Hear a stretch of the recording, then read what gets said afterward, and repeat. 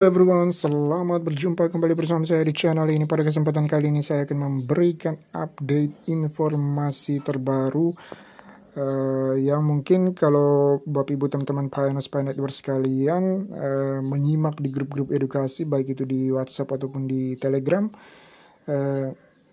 pasti Bapak Ibu teman-teman sekalian menemukan ada percakapan dari teman-teman Pioneers yang ada di grup yang menanyakan tentang menu Pi Wallet-nya yang mungkin belum centang hijau misalnya.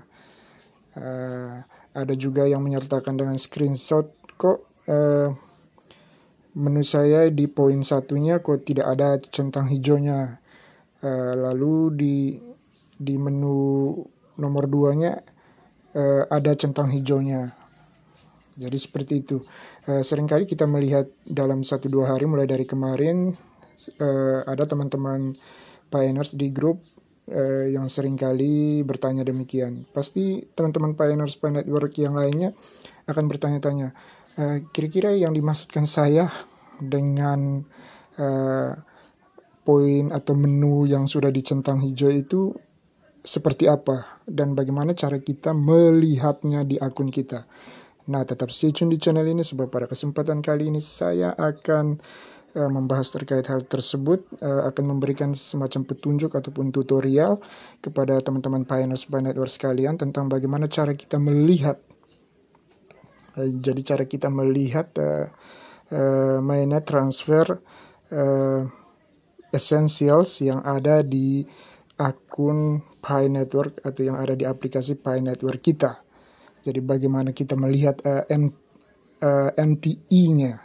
MTE-nya yang ada di akun Pi Network kita. Apakah sudah tercentang hijau beberapa poinnya ataukah ada yang belum.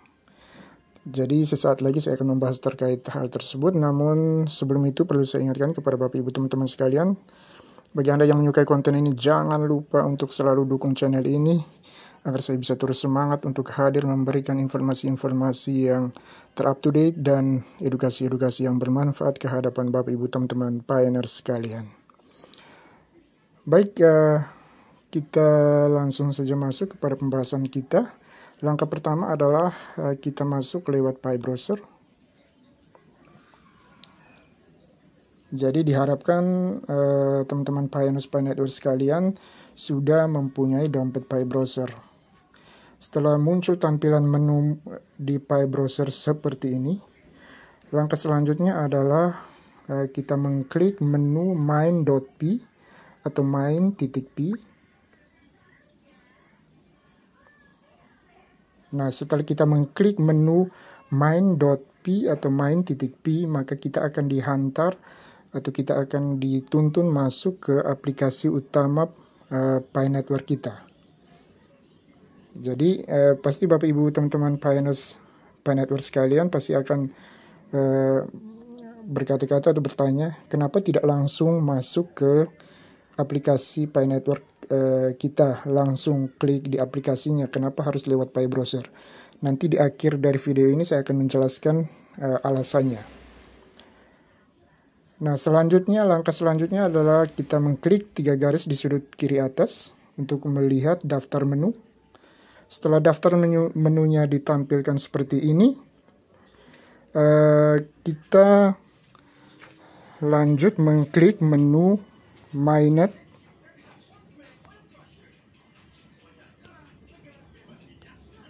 Kita lanjut mengklik menu mainnet.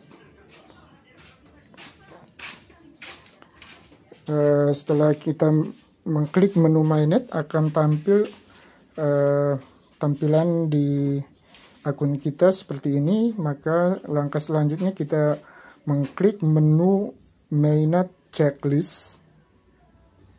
Kita klik. Nah, inilah tampilan dari mainnet transfer essentials atau MTE yang saya maksudkan. Jadi inilah tampilannya, ada beberapa poin. Saya akan coba menjelaskannya dari awal. Please follow these steps to prepare for the transfer of your Pi mobile balance to the mainnet. Please follow these steps to prepare for the transfer of your Pi mobile balance to the mainnet. Jadi mohon diikuti langkah-langkah atau tahapan-tahapan berikut ini untuk mempersiapkan proses transfer dari saldo balance kita ke mainnet nanti. Jadi poin pertamanya adalah download Pi Browser app. Download the Pi Browser app from the iOS App Store atau Google Play Store. There, you can create a non-custodial Pi wallet, verify KYC, and access other Pi apps. The Pi browser is essential to complete multiple steps of mainnet transfer. Jadi, poin pertamanya adalah kita harus sudah mendownload Pi browser kita di HP Android kita. Jadi, ketika kita sudah mendownload Pi browser di HP Android kita, maka di poin 1 ini akan sudah tercentang atau checklist berwarna hijau. Karena saya sudah mendownload aplikasi Pi browser di Android saya, maka untuk poin 1 saya sudah terchecklist atau tercentang hijau. Sekarang kita masuk ke poin kedua. Poin kedua adalah create a Pi wallet. The Pi wallet is where you receive and store your Pi on the Pi blockchain. Find the wallet app in the Pi browser. Jadi langkah atau poin yang kedua adalah kita diminta untuk membuat dompet wallet. Ya, dompet wallet. Setelah itu kan kita pasti akan mendapatkan frasa sandi. Nah, frasa sandi ini yang harus disimpan baik-baik untuk bisa membuka atau mengakses ke dompet atau ke wallet Pi kita. Jadi simpanlah frasa sandi Anda di tempat yang aman. Nah, karena saya sudah membuat dompet setelah mendownload aplikasi Pi browser, saya sudah membuat dompet Pi wallet. Saya sudah mendapatkan frasa sandinya, sudah menyimpannya dengan aman. Maka di poin kedua saya juga sudah tercentang hijau, terchecklist warna hijau untuk di langkah atau poin kedua. Selanjutnya kita ke poin ketiga adalah decide how much Pi you want to lock up. Before transferring your mobile balance to the mainnet, you can voluntarily lock up a portion of your transferable balance to mainnet a higher rate later. The mainnet transfer will not occur until you confirm the lockup configuration of your account. The mainnet transfer will not occur until you confirm the lockup configuration of your mainnet, of your account. Jadi, poin ketiga adalah putuskan atau tentukan berapa banyak koin Pi yang ingin Anda lock up atau Anda kunci. Jadi persentasenya pilihan persentasenya sudah disiapkan. Lalu durasi waktunya berapa lama untuk kita lock up atau kunci koin Pi pun sudah disiapkan pilihannya. Jadi persentasenya ada beberapa pilihan, 50%, ada yang 100% dan sebagainya. Lalu durasinya juga bervariasi, pilihannya ada yang 2 minggu, ada yang 6 bulan, ada yang 1 tahun dan 3 tahun. Tinggal dari kita yang menentukan pilihan. Karena saya sudah melock up koin Pi saya, maka di poin ketiga saya sudah terchecklist warna hijau. Sedangkan untuk poin keempat, kelima, keenam, untuk khususnya poin keempat dan kelima, ini belum, sebab saya belum mengikuti KYC atau KYC. Jadi untuk poin keempat dan kelima belum. Nanti ketika sudah mengikuti KYC,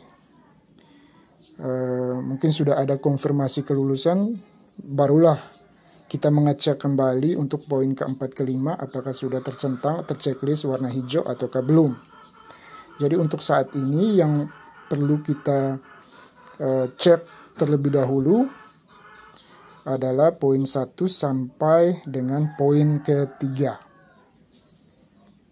Ya, jadi seperti itu ya Bapak Ibu teman-teman sekalian, langkah-langkah bagaimana kita mengecek tentang MTE atau Mainnet Transfer Essentials atau hal-hal penting yang terkait dengan transfer mainnet nanti.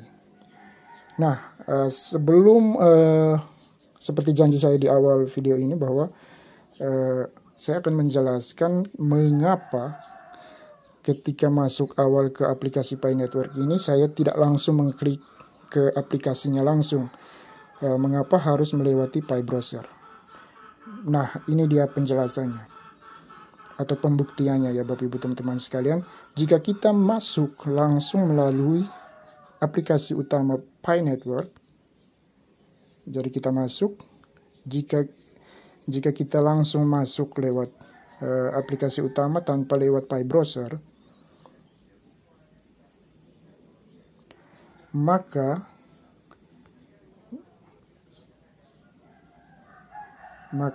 apa yang terjadi? Maka di menu mainnet checklistnya untuk poin nomor 1 tidak akan ada keterangan kotak yang tercentang atau terchecklist warna hijau.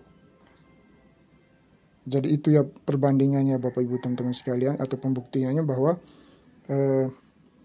jika kita masuk langsung lewat aplikasi Pi Network, maka untuk MTE atau Mainnet Transfer Essentials, poin pertamanya tidak akan ada keterangan kotak centang hijau atau checklist hijau. Maka itu prosedur atau caranya yang benar atau yang disarankan sebaiknya mengikuti Pi Browser. Lalu klik main.py atau main.py, nanti kita akan diarahkan masuk ke aplikasi utama. Kalau dari Pi Browser masuk ke aplikasi utama, maka tampilannya akan seperti tadi. Jadi untuk poin 1 itu akan ada keterangan atau simbol checklist atau centang hijaunya. Ini karena saya masuk langsung lewat aplikasi utama, maka di poin 1 tidak ada centang hijaunya. Jadi untuk memastikan di poin 1-nya sudah centang hijau apa belum, maka ikuti prosedurnya lewat Pi Browser. Jadi itu sekedar pembuktian. Semoga apa yang saya jelaskan pada kesempatan kali ini bisa memberikan pencerahan dan manfaat kepada Bapak Ibu teman-teman Piners Pi Network sekalian. Kurang dan lebihnya saya mohon maaf. Sebelum mengakhiri pertemuan kita pada kesempatan kali ini, saya ingin mengingatkan sekali lagi kepada Bapak Ibu teman-teman Piners sekalian, bagi Anda yang menyukai konten ini, jangan lupa untuk dukung selalu channel ini dengan cara klik tombol subscribe, like, and share, agar saya bisa terus hadir ke hadapan Bapak Ibu teman-teman sekalian untuk memberikan informasi-informasi yang terupdate dan edukasi-edukasi yang bermanfaat. Baik, terima kasih dan sampai jumpa di video saya selanjutnya.